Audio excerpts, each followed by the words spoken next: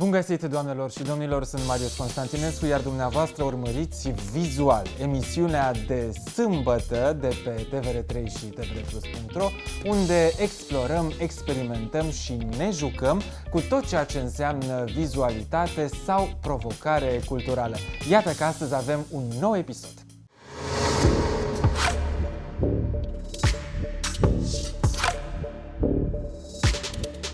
Astăzi la Vizual vă propun să cunoașteți doi artiști, două voci, două discursuri creative diferite pe care îi unește depărtarea de țara de origine, România. Primul dintre ei este Ion Zupcu, fotograf adoptat de mai multe decenii de New York, tributar minimalismului lui Ansel Adams și liniilor drepte și curajoase din care se construiește la nivel realist și figurat marea metropolă americană. I was 7 years old. We used to collect stamps, and I was attracted by Rembrandts and 16th, 17th century painters. So I had a great collection of that. My brother, being older than me with 7 years, he was more into technical aspects of photography, and he was start doing photography. Late after 8 p.m. when parents went to bed. We turned the lights off on the kitchen and put the trays with the chemicals, and we start working there. He was doing the exposure. I was passing the paper, the photographic paper, to all the chemists to the trays. So that's pretty much when it started. What do you most like to photograph?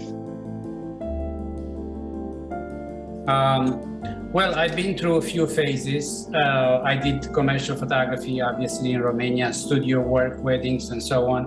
But when I came here, for 2 or 3 years, I was in love with Ansel Adams' work. I've tried landscape, but I just find myself repeating the technique, the composition, the framing of what Ansel Adams was doing.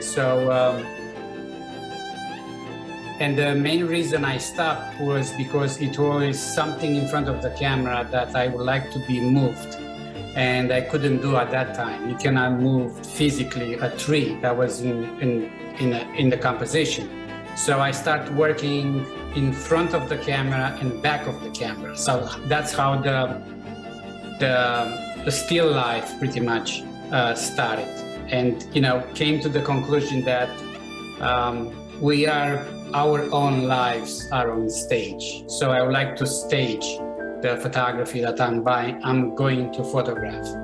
This is very Shakespearean, I remember very well 1986, and that was my first visit to APAD, which is an art fair show for photography galleries. Usually 80 galleries all over the world are coming to New York. And then I have noticed Ansel Adams, Michael Kenna, and all other photographers from $3,000 to up to $100,000. So that's how I became pretty much self-educated, if I can say that. Absolutely. Well, you have already mentioned Ansel Adams, and of course I was going to ask you, are there other artists in photography or in visual arts, generally speaking, that still represent an inspiration for you even today? Well, actually, as soon as I started doing my still life photography, I became more interested into painters, abstract painters, conceptual art, sculpture mostly. I really appreciate for the past 10 years, I'm really appreciating, study and read and look and visit the architectural sites. So architects are great influence for me. And lately, the last body of work, Ediția on Glass, is pretty much inspired by the music of Philip Glass. Since you've already mentioned Ansel Adams and moving to another artistic field, music, specifically Philip Glass, this leads me to a certain minimalism in both form and expression when it comes to your artistic discourse. Now, your works, at least as I have got to see them, are also characterized by this specific minimalism. that is visible also in the way you construct them. Are you a fan of minimalism in all its creative sides and aspects? Yes, well, minimalism came to me as soon as I arrived here in New York City, Manhattan specifically.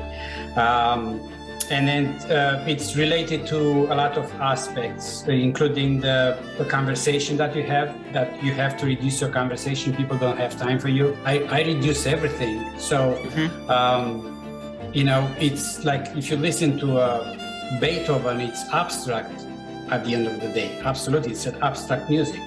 So I find a simple line, it's either in a certain shape, can express so many things. Body language can express a feeling, a mind image that you have. So that's why I'm attracted to abstract. And then we have Brancusi, that he went down to the essence. You have said earlier that you have discovered this way of being and way of expressing through a minimal form and through a minimal shape when you first got to New York. Now, I was going to ask you, what did America teach you about the arts world in general, and you didn't know when you first arrived there? Well, as you probably know, everything is up in terms of art is happening here in New York. The end of 90s, there were so many galleries that they were just doing photography, fine art photography. So, that has a huge impact. That tells you that whatever you think, you're not the only one. You can make a living doing just that. And then it's such a large variety, visions, and then in terms of approaching, and that what turned me into a minimalist is just Manhattan itself, where you just have vertical and horizontal lines most of the time. How did you adjust to art being a real business, something that also America has taught the rest of us? You just became aware and you just go with the flow. I'm self-educated. I didn't go to any art schools. I read, and I'm going even these days at least twice a month to the city, doing the galleries rounds, doing the museums. So I'm aware of what's happening, and then more than that is just the internet that offers you everything. I'm doing drawings, and then when it comes, I take a decision to go in a certain direction. Everything else is coming unconsciously based on everything that I've seen lately and what influenced me and what moves me lately. So that's how it goes. Are you currently being represented by one or maybe more American galleries for the American market? Yes, I do have, at this moment, I have two galleries representing my work. One is Clamp Art Gallery in New York City, and the other one is Ellen Miller Gallery in Boston, Massachusetts. I have browsed both your websites, and I have seen there many of your photographic series. They are studies, or should I say études, that are an ongoing process. Are they actually a permanent work in progress, or do you see a certain conclusion to them as time goes by? The series that I have usually takes from 2 to 3 years, and I'm working all this time. I create many images, and then when I'm getting close, I do editing, and I will end up anywhere from 15 to 20 to 30 images maximum. But that's pretty much the end of a series. When you look at someone else's pictures, what does touch you the most? I mean, instantly, the first glimpse. I have 3 things that I do. I go way back, probably like 4 or 5 meters in in front of the piece, depends how large it is. I get closer, and then I even get even closer. I look at details. I noticed what is into that image. I notice the color. I notice the space. I notice the shape, the form. I read the title. I would like to read the title, see what's the title. Most of the time it's untitled. Sometimes, if you're going to the museum, and I would recommend that to everyone, when you get into a museum and to a particularly solo show, it must be somewhere, a text. I would like to read that text, especially if I do not know anything about that artist.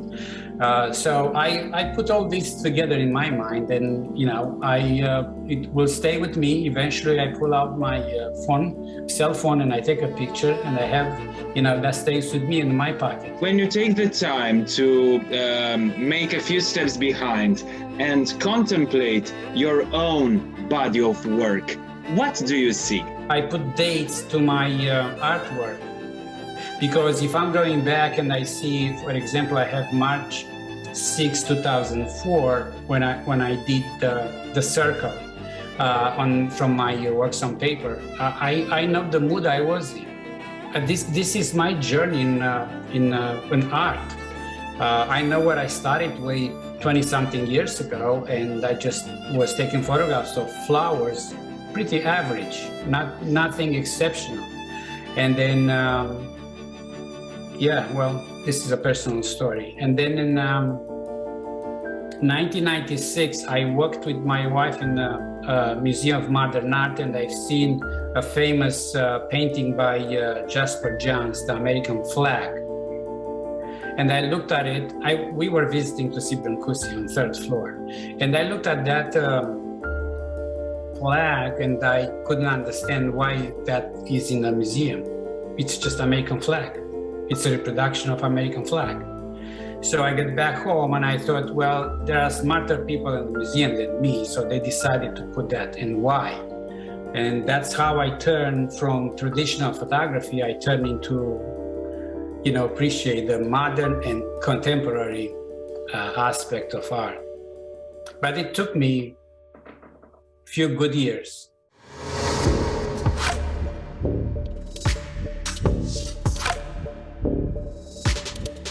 De puțină vreme s-a încheiat turneul Wind, Water, Earth, Vânt, Apă, Pământ, o inițiativă creativă care i-a adus împreună pe violonistul Alexandru Tomescu, violoncelistul Ștefan Cazacu și pianista Sânziana Mircea, tot sub aripa creativă și inovatoare a unui compozitor pe care vă propun să-l cunoașteți mai bine în minutele următoare, Dan Popescu.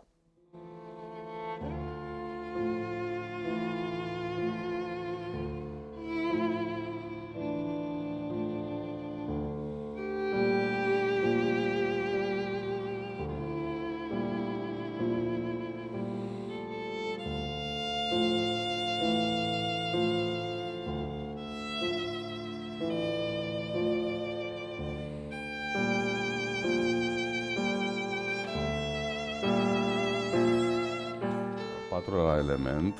Nu-l dezvăluim chiar acum. Îl dezvăluim la final, da. Vântul, apa și pământul, sau Wind, Water, Earth, sunt trei elemente care în muzică au o semnificație atât la instrumente, cât și la multe din vibrațiile pe care aceste instrumente și compozițiile pentru aceste instrumente le dau și le construiesc. Și sunt, în opinia mea, elemente atât de inspirație muzicală, de ce nu și poetică și de altă natură, dar sunt și de viață. Consider că suntem în bună măsură și suma întâlnirilor pe care le-am avut și care ne-au influențat, ne-au modelat adesea decisiv în muzică și în felul în care ea s-a insinuat în viața dumneavoastră și în destinul dumneavoastră, profesional și personal deopotrivă. Cine sunt cei care au jalonat această călătorie? Ok. Ca inginer de formație sau antreprenor în ultimii 30 de ani, vă dați seama că pentru mine a fost o surpriză mare să-mi dau seama că am o înclinație, o chemare către muzică. Deși studiez pianul de când eram mic, n-am făcut cursurile de conservator sau de liceu de specialitate, dar am cânta la acest instrument care mi-a fost aproape de suflet toată viața. Și probabil că acumularea zecilor de ani de cântat, de căutat în partiturile marilor romantici, acumularea de expresii, de limbaj, ceva s-a filtrat și s-a sortat. Am avut incredibilă oportunitate să-l întâlnesc pe profesorul universitar doctor Dan Dediu, compozitor, și să am un dialog cu dânsul, fiind și coetani, extraordinar de inspirațional. Am avut ocazia să-l cunosc pe profesorul Marin Cazacu, tot profesor universitar, doctor, marele violoncelist, dar și marele om, minunat om, superb om, cu energie extraordinară, cu inițiative care conduce tinerimea română, care a creat și a construit această orchestră română de tineret superbă, cu copii extraordinari, cu tineri extraordinari, nu sunt copii, și violoncelissimo. Adică experiența în lucru cu dânsii a fost pentru mine marcantă, dar poate cel mai aproape de suflet astăzi și aproape de acest proiect a fost întâlnirea cu Alexandru Tomescu. După perioada de revelație a pasiunii pentru compoziție și după ce am început să mă educ în dialogul cu acești domni și cu alte personalități, parcă l-am auzit altfel pe Alexandru. Și când m-am reîntâlnit cu el în sala de spectacol, de concert, cumva m-a inspirat să mă gândesc. Cum s-ar auzi această voce minunată pe care el reușește să o ridice în niște vibrații unice? Cum ar fi să-mi imaginez din mintea mea către arcușul un interpret, bineînțeles visând că ar putea fi unul dintre interpreți, dânsul, Alexandru. Și cumva s-a întâmplat acest miracol, acest vis, a devenit realitate, pentru că m-a inspirat să compun o piesă în mijlocul pandemiei, chiar în anul 2020, A Cry for Solitude, care se regăsește pe acest album și care a ales, vă dați seama ce oportunitate pentru mine, dânsul a ales să o cânte într-un turneu Stradivarius în septembrie 2020. Toate aceste personalități m-au atins, m-au inspirat, m-au onorat și obligat și am dorit să explorez, să văd cum mă pot exprima la aceste instrumente cu coarde, care pentru mine sunt necunoscute din punct de vedere al spectrului posibilităților. Exact. Da. Am ieșit din confortul meu de la pian, unde, ok, poate m-am jucat pe aceste clape și apa a curs pe ele de-a lungul vieții mele, în această expresie și elemente noi pentru mine.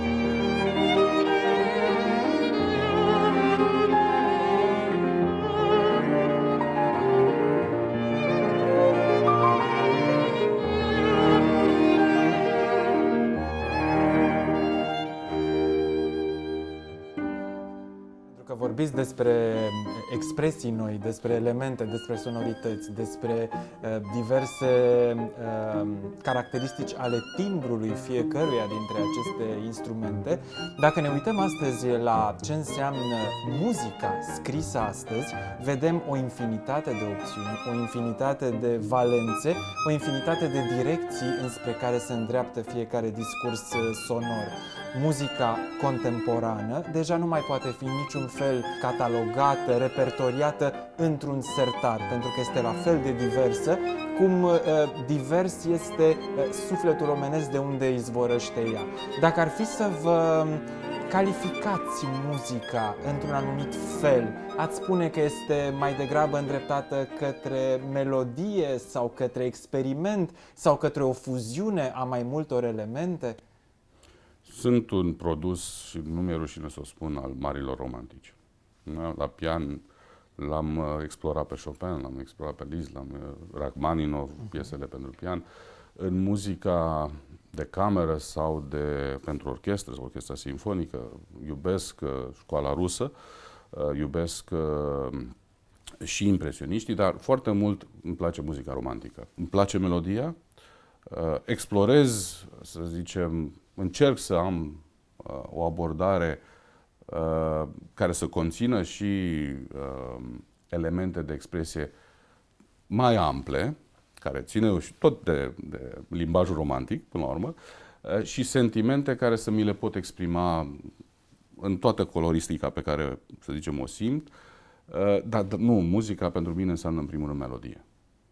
Melodie, așa cum vom auzi, fără îndoială și în acest nou proiect în care sunteți alături de Alexandru Tomescu, sunteți alături de Ștefan Cazacu la violoncel și Sânziana Mircea la pian.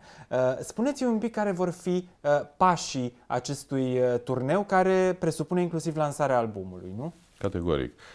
Pornim la Sibiu pe 1 aprilie, da, la Filarmonică, după aceea mergem la Cluj pe 2 aprilie, la Brașov ajungem pe 3 aprilie, Ploiești pe 5 și București pe 12 aprilie.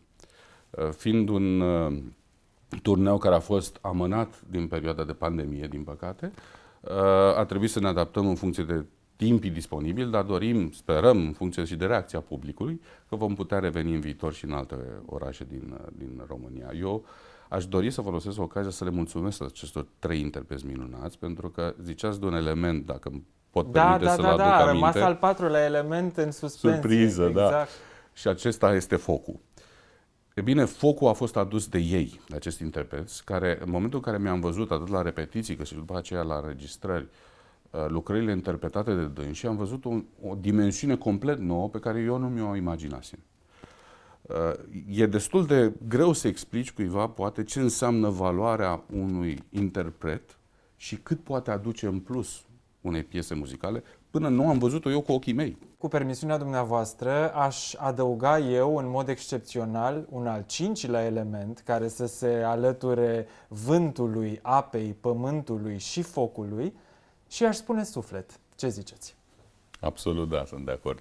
Pentru că toți au pus, inclusiv eu, absolut, am pus foarte mult suflet în acest proiect și sper să putem să reușim să comunicăm acest lucru publicului.